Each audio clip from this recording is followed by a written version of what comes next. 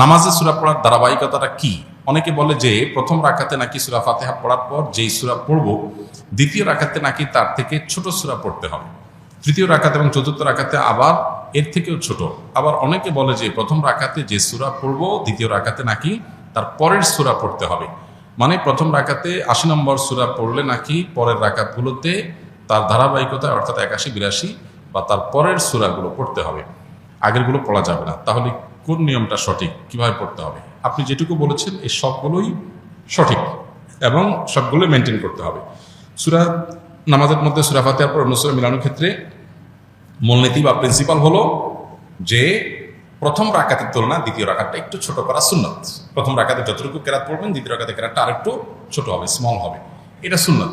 কিন্তু এটা যদি ব্যত্যয় হয়ে যায় তাতে কোনো মহাভারত শুদ্ধ হয়ে যাবে না, মহাভারত শুদ্ধ হয়ে যাবে না, অর্থাৎ কোনো সমস্যা হবে না, যা আছে তাই থাকবে, নামাজ হয়ে যাবে।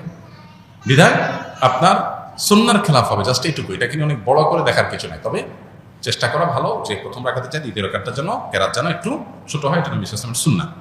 সুন্না না মানলে এটা লবণ কম হবে, তরকারি হয়ে যাবে, নামাজ হয়ে যাবে, কিন্তু এটা অন্যতম হবে। আর ধারাবাহিকতা রক্ষা করাও সুন্না, যেটা আপনি বলেছেন যে ৮০ নম্বর সূরা পড়ছেন প্রথম রাকাতে, তার এরপর ৮১ নম্বর পড়বেন, এভাবে ধারাবাহিকতা তার পরেরগুলো পড়বেন।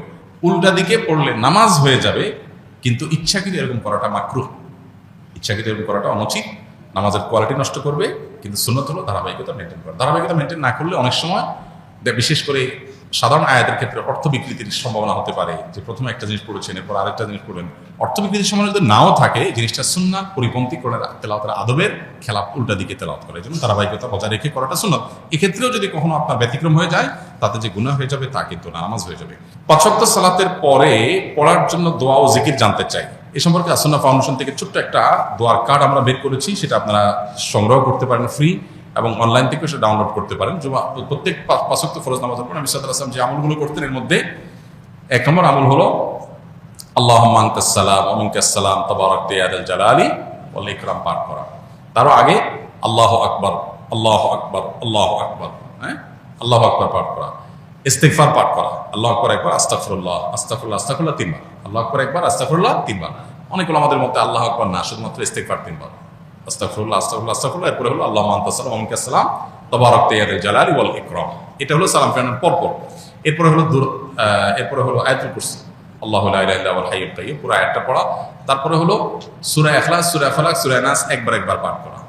এর পাশাপাশি আরেকটা আমল আছে, লা ইলাহা ইল্লাল্লাহ ওয়াহদাহু লা শারীকা লাহু লাহুল মুলকু ওয়া লাহুল হামদু ওয়া হুয়া আলা কুল্লি শাইইন কাদির, একবার পাঠ করা। আরেকটা আমল হলো আল্লাহুম্মা আইন্নি আলা যিকরিকা ওয়া শুকরিকা ওয়া হুসনি ইবাদাতিক, একবার পাঠ করা। আরেকটা আমল হলো লা ইলাহা ইল্লাল্লাহু ওয়াহদাহু লা ইলাহা ইল্লাল্লাহ ওয়া লা না'বুদু ইল্লা ইয়্যাহু লাহুন নি'মাতু ওয়া লাহুল ফাদলু ওয়া লাহুস সানাউল হাসান, লা ইলাহা ইল্লাল্লাহ মুখলিসিনা লাহুদ্দিন ওয়া লাউ কারিহাল মুশরিকুন, এটা একবার।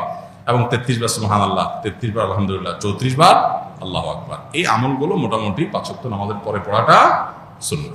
ইমাম শাফিঈ রাহমাতুল্লাহর মতে নামাজে ইমামের পেছনে ফাতিহা পড়তে হবে, কিন্তু হানাফি আলেমগঞ্জ সূরা আরাফের একটি আয়াতের দলিলে বলেন ফাতিহা পড়া যাবে না।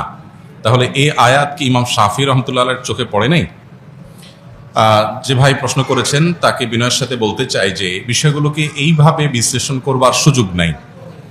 একটা আয়াত, একজন ইমাম, স্বনামধন্য একজন ইমাম, লক্ষ লক্ষ কোটি মানুষ যাকে অনুসরণ করছেন, ইলমের মহাসমুদ্র, তার কাছে আয়াত চোখে পড়ে নাই এমনটি কোনো মুসলমানই মনে করার কোনো কারণ নাই। তাহলে বিষয়টা কি, যে আয়াত দিয়ে একটি একটি মাযহাবের ওলামারা দলিল দিচ্ছেন, আরেক মাযহাবের ওলামা ইকরাম সেটাকে দলিল গ্রহণ করছেন না, কারণ কি? এর উত্তর হলো যে বিষয়টা ব্যাখ্যা সংক্রান্ত বিষয়।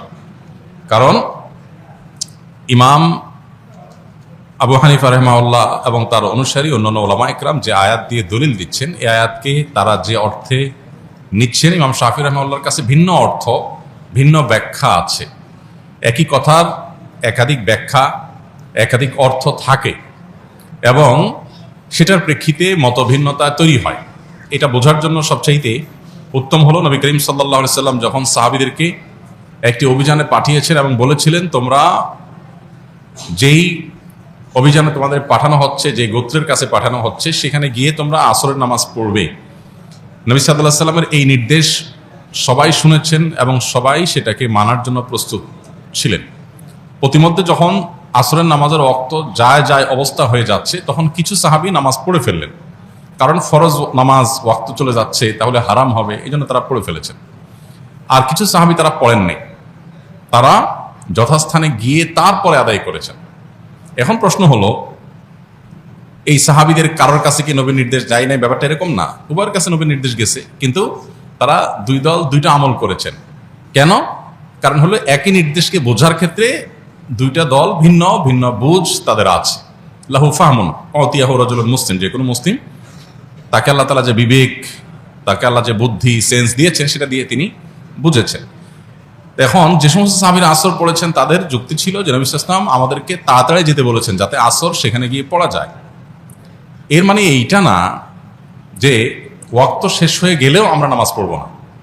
তো এই জন্য নবীজির নির্দেশের মানে হলো তাড়াতাড়ি যাওয়া, যেন আসর সেখানে যে পড়া যায়।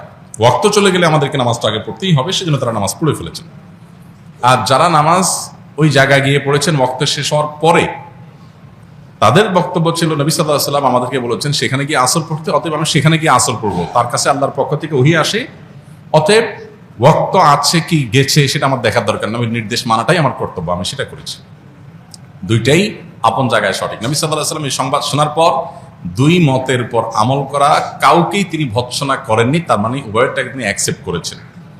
তো কোরআন এবং হাদিসের ক্ষেত্রে মুজতাহিদ ইমামগণ যখন কোনো ইস্তিহাদ গবেষণা করে কোনো আয়াত থেকে, কোনো হাদিস থেকে কোনো মাসআলা উদ্ঘাটন করেন বিভিন্ন মূলনীতির আলোকে, তো সেটা একই আয়াত থেকে একাধিক ব্যাখ্যা, একাধিক অর্থ, একাধিক বিশ্লেষণ, একাধিক মর্ম, এটার ভিত্তিতে একাধিক মত সৃষ্টি হতে পারে। এক্ষেত্রে আমরা জিনিসগুলোকে এত সহজে কনক্লুশনে নিয়ে আসা, এত সহজে যোগ বিয়োগ করে ফেলাটা, এটা হলো আমাদের জ্ঞানের স্বল্পতার কারণে, কিংবা আমরা পুরো বিষয়টাকে ভালো করে না বোঝার কারণে। অতএব এই সমস্ত বিষয়কে কেন্দ্র করে সম্মানিত ইমামদের সম্পর্কে আমাদের কোনো অশ্রদ্ধা যেন না হয়, সেটা কোনো ইমামের প্রতিই না। এমনকি কারোর মতের উপর যদি আমরা আমল নাও করি, তারপরেও আমরা তার মতকে শ্রদ্ধা করতে হবে, কারণ তিনি তার এই মত প্রকাশ করতে গিয়ে যে ইস্তেহাদ করেছেন, এটার কারণে আল্লাহর কাছ থেকে তিনি সওয়াব পাবেন, বিনিময় পাবেন। তো আমি সমালোচনা করে গুনাহগার হওয়ার সুযোগ কোথা থেকে থাকে?